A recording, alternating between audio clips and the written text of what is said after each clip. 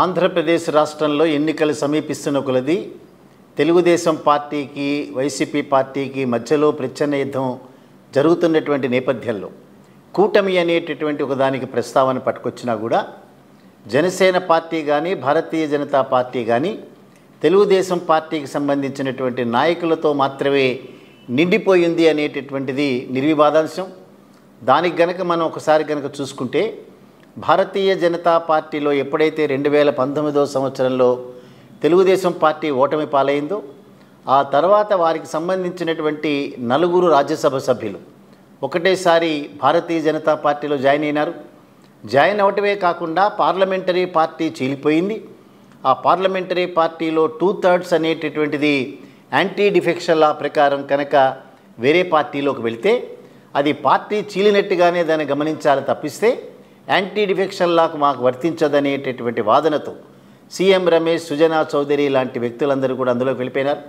GK Venkatesh లాంటి వాళ్ళు కూడా.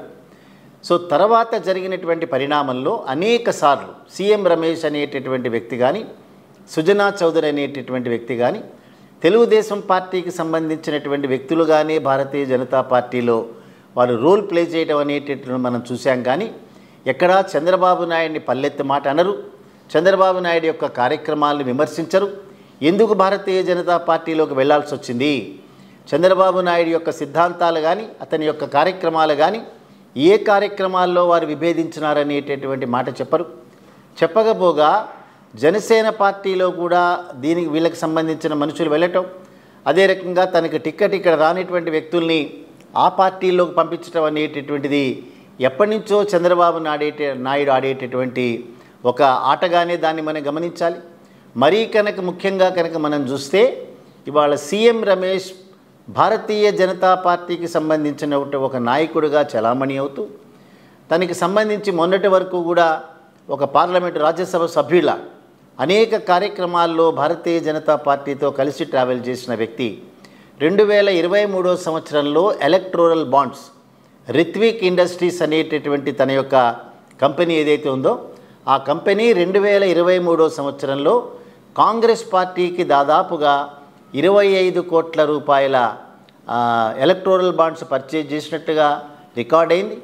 అదే రకంగా భారతీయ జనతా పార్టీతో విభేదాల్లో ఉన్నటువంటి జనతాదళ్ సెక్యులర్ అనేటటువంటి పార్టీ దాదాపు 10 కోట్ల రూపాయలు కంట్రిబ్యూట్ చేసినారు.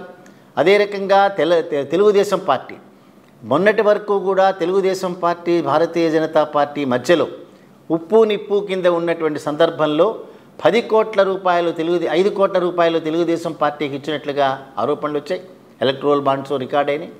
సో ఒక పక్క భారతీయ జనతా పార్టీకి సంబంధించినటువంటి నాయకుడిగా చలామణి అవటం, ఇంకో పక్క కేవలం జగన్మోహన్ రెడ్డి గారి మీద మాత్రమే వారి యొక్క అసూయ ద్వేషాలని చెప్పడమే కాకుండా తెలుగుదేశం పార్టీకి సంబంధించిన అన్ని కార్యక్రమాల్లో ముందు భాగంలో ఉండటం.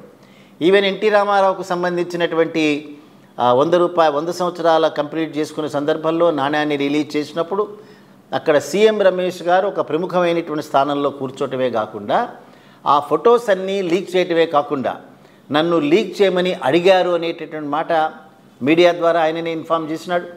సో చంద్రబాబు నాయుడుకు సంబంధించినటువంటి రాజకీయాలన్నీ కూడా పవన్ కళ్యాణ్ లాంటి వ్యక్తే తన యొక్క అనుయాయుడి కింద మార్చుకున్నటువంటి సన్నివేశాలు ప్రపంచంలో ఎక్కడా కూడా ఏ రాజకీయ పార్టీ కూడా నా జీవితకాలం ఇంకొక పార్టీతో మాత్రమే నేను పొత్తు పెట్టుకుంటాను ఎప్పుడు కూడా ఎవరు డిక్లేర్ చేయలేదు. పవన్ కళ్యాణ్ గారు డిక్లేర్ చేశారు. సో ఈ రకమైనటువంటి రాజకీయాల ప్రకారం ఇవాళ తను 139 నియోజకవర్గాల్లో నేను 138 నియోజకవర్గాల్లో కంటెస్ట్ చేస్తున్నాననేటటువంటి మాట ఎక్కడ చెప్పినా ఇంకొక 5 నియోజకవర్గాల్లో వారు డిక్లేర్ చేయాలి.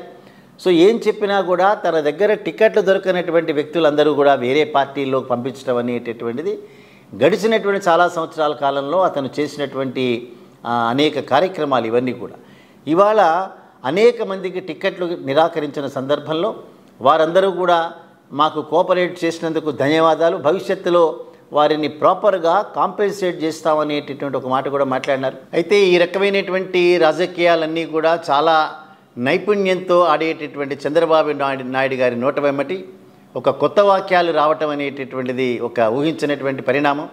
ఆ కొత్త వ్యాఖ్యలు కనుక మనం చూస్తే ప్రస్తుతం భారతీయ జనతా పార్టీతో ఉండేటటువంటి పొత్తు అనేటటువంటిది ఇది తాత్కాలికమైనటువంటి పొత్తు మాత్రమే అనేటటువంటి మాట ఏదైతే ఉన్నాడో, మరొకసారి భారతీయ జనతా పార్టీకి వెన్నుపోటు పొడిచే కార్యక్రమంలో చంద్రబాబు నాయుడు గారు చెప్పకనే చెప్పారా? అదే రకంగా పురంధరేశ్వరి గురించి మాట్లాడుతూ ఈ రోజున వారు భారతీయ జనతా పార్టీ రాష్ట్ర శాఖ అధ్యక్షురాలుగా ఉండొచ్చు, వారు మా కుటుంబ సభ్యురాలే అనేటటువంటి మాట కూడా మాట్లాడుతూ రేపు రాబోయేటటువంటి రోజుల్లో ఒకవేళ ఈ విశాఖపట్నానికి సంబంధించినటువంటి ఈ డ్రగ్ ఈ ఎపిసోడ్ ఏదైతే ఉందో బ్రెజిల్ నుంచి వచ్చినటువంటి వాటితో రేపు పురంధరేశ్వరి గారిని ఏమైనా తెలుగుదేశం పార్టీలో జాయిన్ చేసుకునేటటువంటి అవకాశాలు ఏమైనా ఉన్నాయా?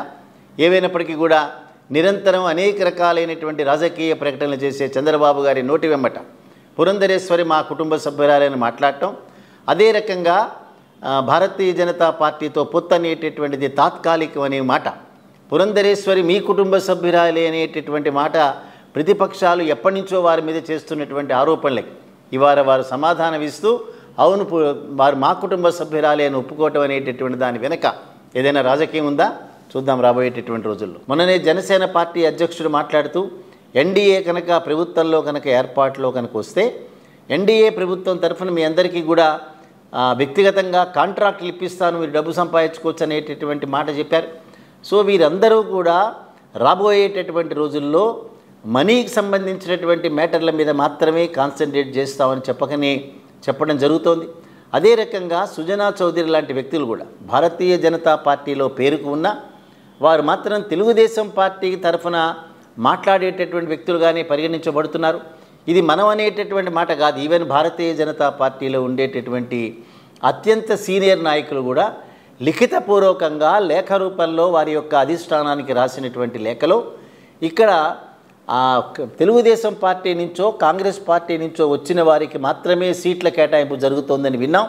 అసలు సిసలైనటువంటి భారతీయ జనతా పార్టీకి సంబంధించిన వ్యక్తులకు మాత్రమే ఇవ్వాలని ఇన్ రైటింగ్ వారు వాళ్ళు కమ్యూనికేట్ చేసినటువంటి సందర్భాలు మనం చూసాం. ఎప్పటి నుండో కూడా జీవీఎల్ నరసింహారావు అనేటటువంటి భారతీయ జనతా పార్టీలో మొన్నటి వరకు రాజ్యసభ సభ్యుడిగా ఉన్నటువంటి వ్యక్తి విశాఖపట్నాన్ని కేంద్రంగా తీసుకుని రాజకీయాలు నడిపించే ప్రయత్నం చేశారు. సో విశాఖపట్నంలో ఉండేటటువంటి బ్రాహ్మణ సంఘాలన్నీ కూడా భారతీయ జనతా పార్టీకి ఒక లేఖ రూపంలో రాస్తూ జీవీఎల్ నరసింహారావుకి మాత్రమే విశాఖపట్నం నుంచి సీటు ఇవ్వాలనే నిర్ణయాన్ని తెలియజేశారు. మొన్న బాలకృష్ణ అల్లుడికి ఆ సీట్ని కేటాయిస్తూ సో చంద్రబాబు నాయుడు గారు దానికి తెరదించారు. అదే రకంగా ఎక్కడో ఉండేటటువంటి సీఎం రమేష్ కడప జిల్లాలో ఉండేటటువంటి వ్యక్తిని తీసుకుని వచ్చి అనకాపల్లి నుంచి కంటెస్ట్ చేసేటటువంటి ప్రయత్నం చేయబోతున్నారు. ఇంకో 2-3 రోజుల్లో ఈ సమాచారం అంతా బయటకు వస్తుంది. నిన్ననే పుట్టా సుధాకర్ యాదవ్ అనేటటువంటి వారి యొక్క తనయుణ్ణి ఎక్కడి నుండో కడప జిల్లా నుంచి తీసుకొచ్చి ఏలూరులో పార్లమెంటు సభ్యుడిగా సీట్ అలాట్ చేయటం వల్ల అక్కడి వీళ్ళనే నమ్ముకున్నటువంటి గోపాల్ యాదవ్ అనేటటువంటి వ్యక్తి బీసీకి సంబంధించినటువంటి భరోసా అనేటటువంటి కార్యక్రమం ఏదైతే మొన్న పెట్టారో ఆ బీసీ జైహో అనేటటువంటి కార్యక్రమంలో నా చేత డబ్బులు ఖర్చు పెట్టించున్నారు, ఆ తర్వాత నన్ను కరివేపాకు తీసినట్టు పక్కన పడేసినారు. అదే రకంగా తన సామాజిక వర్గానికి సంబంధించిన వాళ్ళని ఓపెన్ కేటగిరీలో ఉండేటటువంటి వాళ్ళకి మాత్రమే చంద్రబాబు నాయుడు సీట్లు కేటాయించారు. సో యాదవ్ అనేటటువంటి సామాజిక వర్గానికి సంబంధించిన నన్ను పక్కన పెట్టారనేటటువంటి ఆవేదన వెలుబుచ్చటమే కాకుండా జగన్మోహన్ రెడ్డి గారు తీసుకున్నటువంటి సాహసోపేత నిర్ణయాలన్నింటినీ వారు ప్రస్తుతించడమే కాకుండా పొరపాటున ఏదైనా రాజకీయంగా జగన్మోహన్ రెడ్డి గారి యొక్క వారి మనోభావాలను కనుక నేను కించపరిస్తే క్షమాపణలు కోరుతున్నానని చెప్పి పత్రికాముఖంగా మీడియా ముఖంగా వారు అడిగారు. సో ఇవన్నీ కూడా మనం చూస్తుంటే చంద్రబాబు నాయుడు తనకు గిట్టనటువంటి వాళ్ళని రాజకీయంగా సమాధి చేయటం, అదే రకంగా అన్ని పార్టీల్లో తనకు సంబంధించినటువంటి వ్యక్తులందరినీ నింపటం. ఇవాళ కాంగ్రెస్ పార్టీకి సంబంధించిన షర్మిలైనా లేదా వివేకానందరెడ్డి గారి కూతురైనటువంటి సునీత అయినా సరే ప్రత్యక్షంగా తెలుగుదేశం పార్టీకి మాత్రమే ఓట్లు వేయండి అని చెప్పేటటువంటి పరిస్థితికి వెళ్ళారు. జగన్మోహన్ రెడ్డి గారికి ఎట్టి పరిస్థితుల్లో ఓటు చేయడానికి వీల్లేదని రాజకీయపరమైనటువంటి ప్రసంగాలు చేస్తున్నారు. సో ఇవన్నీ కూడా మనం చూస్తే చంద్రబాబు నాయుడు అనేక రకాలైనటువంటి వ్యవస్థల్లో వారి యొక్క మనుషుల్ని పెట్టడమే కాకుండా అనేక రకాలైనటువంటి పార్టీలను కూడా కబ్జా చేసినటువంటి సందర్భాలు. Janasena party Telugu Desam party బిగా, Bharatiya Janata party Telugu Desam party సిగా Andhra Pradesh రాష్ట్రంలో పరిగణిస్తున్న సందర్భంలో రేపు రాబోయేటటువంటి రోజుల్లో భారతీయ జనతా పార్టీ ఎవరెవరికి సీట్లు కేటాయిస్తుందనేటటువంటి చాలా ప్రధానమైనటువంటి అంశం. గడిచినటువంటి 4 సంవత్సరాల కాలంగా తెలుగుదేశం పార్టీకి సంబంధించినటువంటి మీడియా సమావేశాల్లో నరసాపురం నుంచి ఎన్నికైనటువంటి పార్లమెంటు సభ్యుడిగా రఘురామకృష్ణరాజు వారితో పార్టిసిపేట్ చేసినారు. చంద్రబాబు నాయుడు ఎప్పుడు ఢిల్లీ వెళ్ళినా కూడా వైసీపీ పార్టీలో ఉంటూ వారిని ఆహ్వానించినటువంటి సందర్భాలు మనం చూసాం. తను ఎన్నుకున్నటువంటి ప్రజలకు ఏ రకంగా సేవ చేయకుండా, తను ఎన్నుకున్నటువంటి ఆ నియోజకవర్గానికి ఏ రకమైనటువంటి సేవ చేయకుండా నియోజకవర్గానికే వెళ్ళినటువంటి వ్యక్తికి ఏ రకంగా సీటు కేటాయిస్తారని చెప్పి భారతీయ జనతా పార్టీలో ఉన్న వాళ్ళు అడుగుతున్నారు. సో ఈ రకంగా కనుక మనం చూస్తే తెలుగుదేశం పార్టీకి సంబంధించినటువంటి నాయకులందరినీ కూడా వివిధ పార్టీల్లోకి పంపించి ఆ పార్టీల్ని కబ్జా చేసినటువంటి చంద్రబాబు నాయుడు యొక్క చరిత్రని ప్రజలంతా కూడా గమనించాలి. సో రాబోయేటటువంటి రోజుల్లో ఇవన్నిటిని కూడా గుర్తించిన తర్వాత మాత్రమే ఏ పార్టీని ప్రభుత్వంలోకి తీసుకురావాలనేటటువంటిది విజ్ఞులైనటువంటి ఆంధ్రప్రదేశ్ రాష్ట్ర ప్రజలు తప్పనిసరిగా ఆలోచిస్తారని మా ప్రగాఢమైన నమ్మకం.